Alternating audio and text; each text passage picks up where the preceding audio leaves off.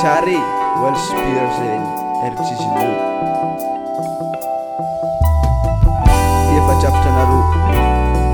za zandry nareo mandefa afatra ranagniho matsika gasy fagnambany maly komansy ndraiky ravy fiainagny eto an-tany surtout ny mijaly ambaniny manan-karena eza oeza bako ivoarany ty firenena mijaly zanagagasy mijaly sairagna amony karena ino mahatonga azy mijaly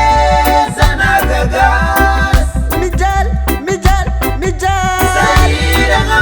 amony karena gasy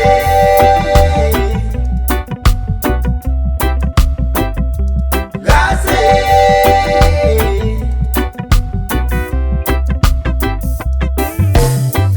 mitomagna minyandra manaliny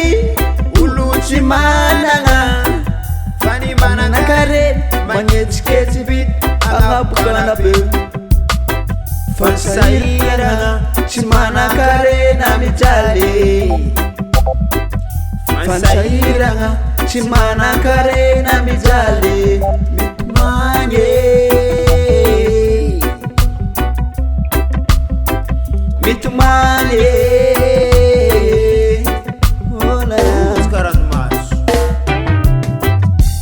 mijaly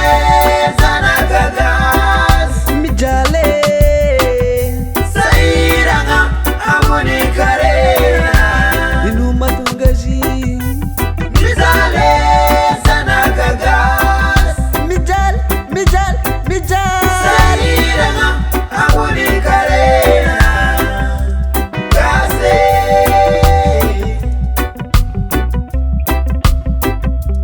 gasy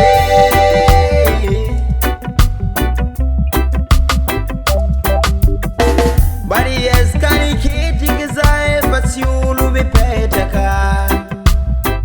fanisansin'olombelo io boaka mindragna hary mba magnano ny tokony vita fa nefa zegny ny magnano eza oeze imboan'olo mijaly fa ny mpanakarena va izy magnararotro fa ny mpanakarena hoazaho tsy mitsinjo ny sahiragna mijaly oka malagasy mijaly oh yeah yeah mijaly zanagagasy mijaly sairagna amony karena ino mahatonga azy mijaly zanagagasy mijaly mijaly mijaly sairagna amony karena gasy